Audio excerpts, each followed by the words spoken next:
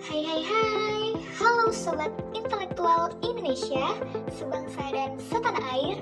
Kembali lagi dengan saya, Fadila Anissa, mahasiswi Magister Teknologi untuk Pengembangan Berkelanjutan Universitas Gadjah Mada, yang kali ini akan membagikan informasi kepada kalian mengenai gerakan restorasi sungai, upaya mendukung Sustainable Development Goals (SDGs) di Indonesia. Oke, check it out! Saat ini, seiring dengan meningkatnya jumlah penduduk, maka perkembangan sektor industri mengalami peningkatan guna memenuhi berbagai kebutuhan manusia. Akan tetapi, perkembangan sektor industri ini tidak memperhatikan dampak perubahan kondisi lingkungan, sehingga banyak mengakibatkan permasalahan lingkungan di sekitar kawasan industri tersebut. Kegiatan industri serta penggunaan teknologi yang tidak disertai dengan program pengelolaan limbah dengan baik, banyak menimbulkan dampak pencemaran bagi lingkungan sekitar, terutama lingkungan perairan. Selain itu, dengan adanya aktivitas pertanian berupa penggunaan pestisida, herbisida, pupuk, dan zat kimia lainnya di lahan pertanian yang tidak terkelola dengan baik dapat menyebabkan pencemaran sungai. Tidak hanya itu, aktivitas penambangan yang tidak terkelola dengan baik juga dapat menyebabkan pencemaran sungai dengan membuang bahan-bahan kimia berbahaya ke sungai. Ditambah lagi, kegiatan konstruksi seperti pembangunan jalan, jembatan, dan bangunan dapat menyebabkan erosi tanah dan pemindahan tanah yang dapat menyebabkan pencemaran sungai.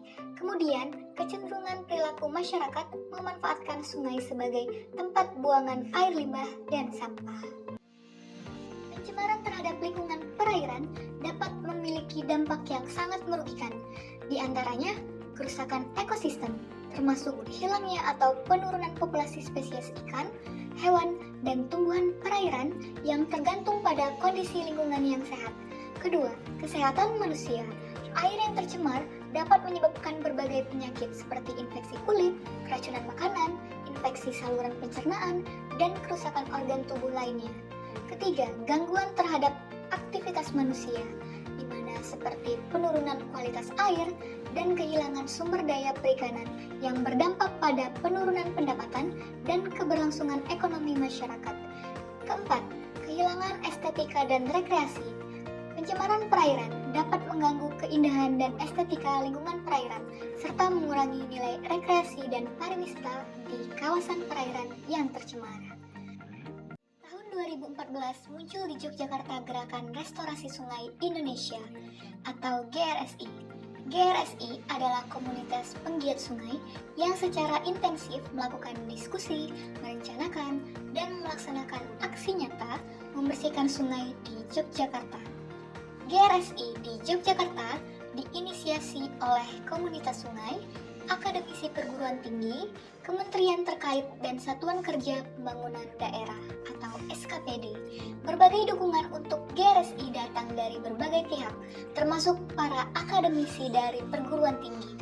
Berbagai program yang dilakukan antara lain program Student Goes to River dan gerakan sekolah sungai.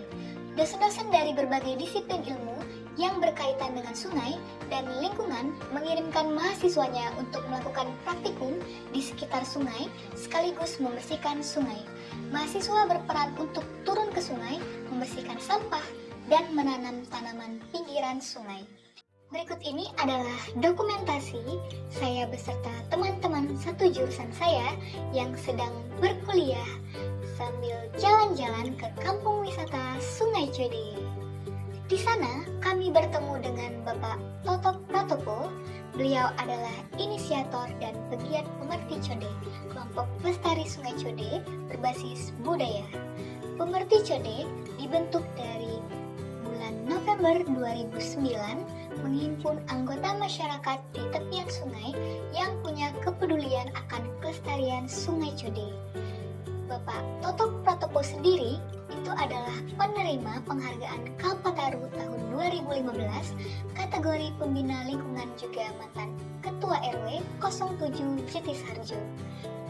Bapak Totok Pratopo mengembangkan Kampung Jetisharjo, Kelurahan Cokrodiningrat, Kecamatan Jetis, Yogyakarta di bantaran Sungai Code menjadi kampung wisata.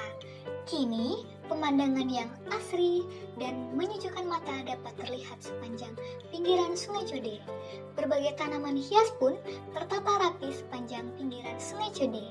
Tak hanya itu, saat ini beliau sedang mengembangkan budidaya lebah yang harapannya dapat menjadi salah satu daya tarik ekowisata yang berbasis pemberdayaan masyarakat yang dapat meningkatkan perekonomian masyarakat juga dalam seni pengelolaan lingkungannya. Pengelolaan lingkungan agar tetap lestari bisa ditempuh lewat pendekatan kreatif sektor ekowisata. Sungai Code cukup diminati oleh wisatawan. Mereka tertarik menyusuri sungai belusukan di kampung pinggiran kali. Bahkan ada yang menginap di sana, sehingga dibentuklah program sekolah sungai dan jelajah Sungai Code. Selanjutnya adalah penampakan Sungai Code sebelum adanya GRSI. Sungai Code sangatlah kotor dan dipenuhi oleh sampah. Sungai adalah sumber kehidupan, atau di mana sungai terkait dengan sosial karena banyaknya masyarakat yang tinggal dan menetap di sekitar sungai, sehingga antara masyarakat dan sungai saling terkait dan tidak bisa dipisahkan. Secara ekonomi, sungai sangat penting sebagai transportasi. Kemudian secara ekologi, sungai adalah hadiah dari alam yang saat ini tersedia dan melimpah. Sungai di sana ada energi, kebutuhan air, ikan, pertanian, mikroklimat, dan lain sebagainya. Oleh karena itu, sungai sangatlah penting. Sungai di Indonesia terdiri dari 6.500 sungai utama atau sungai besar dengan curah hujan 2.000 sampai 4.000 mm per tahun dan 278 juta jiwa pada tahun 2022. Konsep SDGs memiliki cakupan yang sangat luas dan mencakup 3 dimensi, yakni pertumbuhan ekonomi, inklusi sosial, serta perlindungan terhadap lingkungan. Restorasi kualitas air sungai merupakan suatu upaya untuk memulihkan kembali kondisi dan fungsi kualitas air sungai sejauh memungkinkan berkondisi dan fungsi semula sebelum terdegradasi. Dalam pelaksanaan restorasi kualitas air sungai tidak terlepas dari peranan restorasi sungai sebagai dasar pelaksanaannya.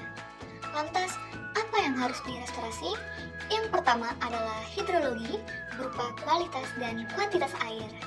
Yang kedua, ekologi berupa kualitas dan kuantitas keberagaman flora dan fauna. Yang ketiga, morfologi dari sungai.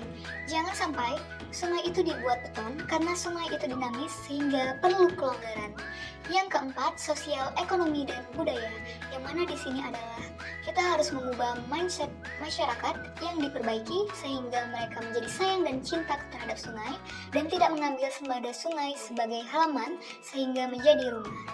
Yang terakhir adalah regulasi dan peraturan terkait sungai. Jadi, apa sih tujuan restorasi sungai?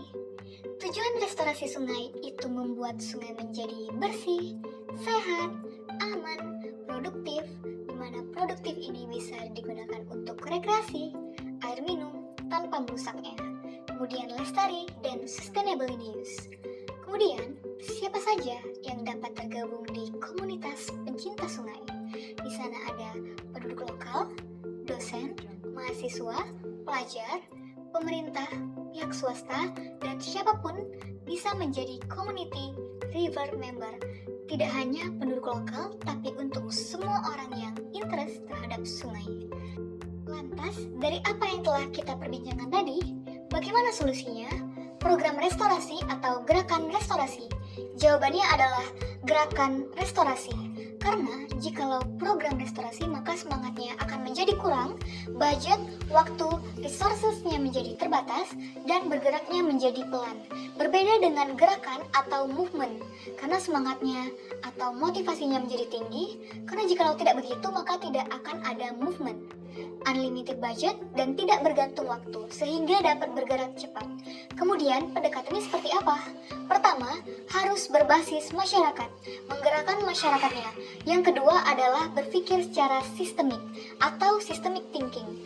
Semuanya harus terlibat, mulai dari penduduk lokal, akademisi, pemerintah, pihak swasta, dan lain sebagainya harus ikut terlibat karena tidak ada satu orang pun di dunia ini yang tidak membutuhkan sungai.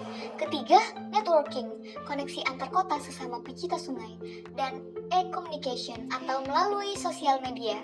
Selanjutnya, education and knowledge, di mana di sini maksudnya adalah ESD atau Education for Sustainable Development melalui buku atau sekolah sungai. Dan yang terakhir adalah sebagai wujud mendukung 17 target SDGs. Lalu, bagaimana cara memulai gerakan atau movement? Yang pertama, kita harus memulai dari cinta. Cinta terhadap sungai itu harus dikembangkan. Kemudian kebersamaan, semangat, dan motivasi, harmoni, produktif, dan berkelanjutan. Sebagai contoh, Sungai Code yang pada awalnya sangat kotor dan dipenuhi dengan sampah, setelah adanya GRSI yang mendorong mereka untuk berkembang, maka dilakukan kerja bakti terus-menerus dan diselenggarakan lomba-lomba untuk memungut sampah di Sungai Code yang harapannya Sungai Code menjadi sehat dan bersih. Hasilnya, Sungai Code menjadi bersih, relatif bersih, dan sehat. Sehingga dengan berbasis masyarakat, maka sosialnya akan meningkat, karena jikalau sungai terus dibersihkan, maka sosial akan meningkat. Ekonominya juga bagus, karena saat ini contohnya Sungai Code menjadi ekowisata yang juga membudidayakan tanaman hias dan lebah yang tentu saja akan meningkatkan perekonomian serta ekologinya juga akan menjadi baik, karena sungai menjadi terjaga. Intinya adalah, restorasi sungai adalah gerakan yang harus kita lakukan bersama. Tentunya sebagai wujud upaya mendukung SDGs, karena dengan restorasi sungai, kita telah mewujudkan 15 dari 17 goals SDGs. Selain itu, upaya ini perlu dilakukan karena sungai adalah indikator kesehatan dan kehidupan masyarakat. Pepatah Yogyakarta mengatakan, Jogja istimewa, kaline resik, uripe dadi becik. Terima kasih teman-teman sobat intelektual Indonesia sebangsa setanah air. Sampai bertemu di lain kesempatan. Saya Fadila Anissa, pamit undur diri. Sampai jumpa.